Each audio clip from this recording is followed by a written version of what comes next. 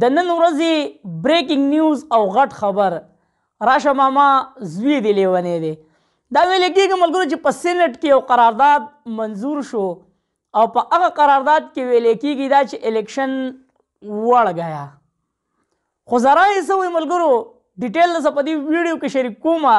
خو د کنګ جناب عمران خان صاحب یوه خبره هغه د کاڼي کرښه وي چې سیم ویلي دي هم حق ترتیب روان دی. ډاکټر عبدالقدیر صاحب یو څو جوړې خبرې مخې تقدمه بیا در سره پوره ډیټیل شریک کوم ځکه ملګرو چې هغه خلک به نن بیا څنګه کیمرې ته را مخامخ کېږي چې یو څو ورځې مخکې په پی ټي آی په پارټۍ دا الزام لګو چې هغوی لګیا دي او الیکشن ملتوي کوي.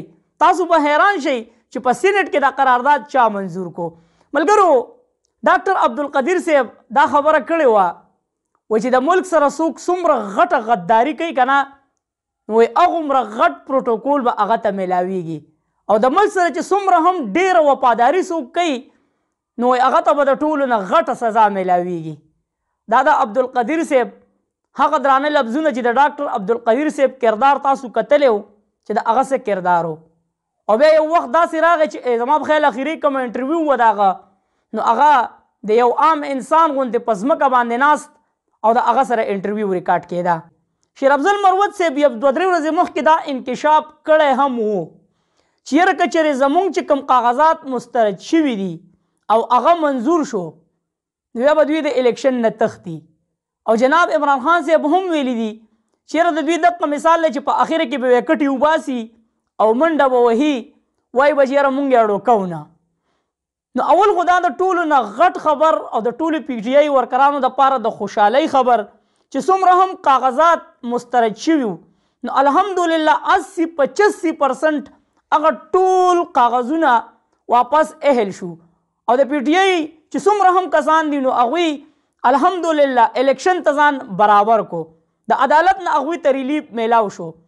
اوس مې در سره یو شارټ ویډیو شریک کړی وه چې یاره الیکشن کمیشن هنګامي چې کوم پریس کانفرنس دی نو هغې را وغوښتو. دلته کې په سینټ کې صرف اور صرف 12 کسان موجود وو او هغوی دغه قرارداد منظور کو او خبره پکې څه مخې ته راوړه چې یاره په بلوچستان کې حالات خراب دي او په پرورۍ کې په کیپیګې کې ډېره زیاته غټه واوره وي. د دې د وجې دا چې کوم الیکشن دی نو دا ملتوي کوو.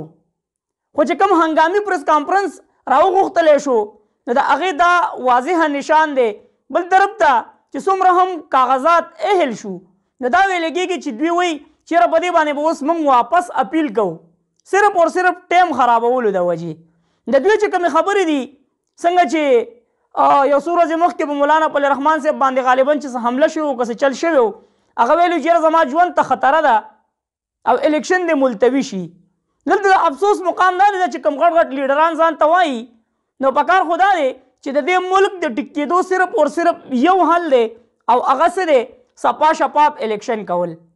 بل مولانا پل رحمان صاحب کوي چې زما ژوند ته خطره ده نو پکار دا دی چې دا راوځي روډونه بند کړي او هغه چې کومې درنې به کولې نو چې هغه شان درنې وکړي چې بهی زما ژوند ته خطره ده ما ته د سیکیورټي ټیک شي. د دې سره خو د دې څه واسطه نشته خو د دوی چې کوم حالات روان دي د پی ټي آی او د جناب کنګ عمران خان صاحب چې کومه حکمت عملي ده نو څنګه چې پرون اخري پته ویشتې ده دلته کې نن د امریکې هم بیانات مخې ته راغله او د هغوی وزیر خارجه دی که داخله دی که هر څوک دی نو هغه ویل چې یاره زموږ هېڅ کار نشته دی د پاکستان په الیکشن کې خو موږ غواړو چې صفا او شفاف الیکشن وشي. ته ولې غواړې چې زموږ په ملک کې د صفا او شفاف الیکشن وشي؟ ستا په دې کې څه کار دی؟ دا زما ملک دی الیکشن به زه کوم خوښه د عوامو ده او چې عوام دا خوښوي چې زه په یخه یخنۍ کې او په واورو کې هم راوځم نو بیا د دې خو زه هم په سینټ کې صرف 12 کسان ناست وو مخالفین پکې څوک هم نه. او دلته کې جناب فایز عیسی صاحب د اهل کېدو د نا اهل کېدو نن 2-3 ورځ ده چې په هغه فیصله کې هغه نښتی دی. اوس دې خدای وکړي چې دغه فیصله مخې ته راشي خو هغه هم زما په خیال چې دال میں یا کچھ کالا ہے یا مکمل دال چې کوم دي نو هغه کالا دي. اوس راځم ذرایع څه خبره کوي؟ ذرایع دا خبره کوي چې په دې کې د سینټ چې کوم قرارداد دی نو په دې کې د دې هېڅ کار نشته دی. په الیکشن باندې د دې هېڅ اثر نه غورځېږي او الیکشن به په 8 تاریخ باندې وي.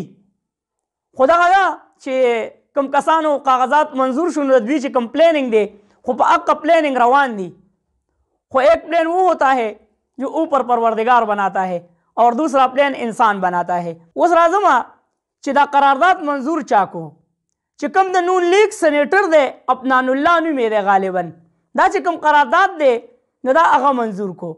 نو د جناب عمران خان صاحب هر یوه خبره هغه د کاڼي کرښی او ثابتېږي او د شیر افضل مروت صاحب 2 ورځې مخکې دا خبره چې کله هم د دې کسانو دا کاغذات منظور شو بیا دوی الیکشن ته جوړ نه دي. دغه ملګرو ډېر اهم ترین اپډیټ خو اخره کې به موږ دقه ووایو چې وہ تو ډر گئے. تاسو هغه را سره په کمنټس کې شریک کړئ. چېرته مې الله خان آباد او خوشحاله سات اخره کې آواز پاکستان زنده باد کنگ عمران خان زنده باد تل دی آباد دی زموږ وطن پاکستان دی او مسلمان دی. الله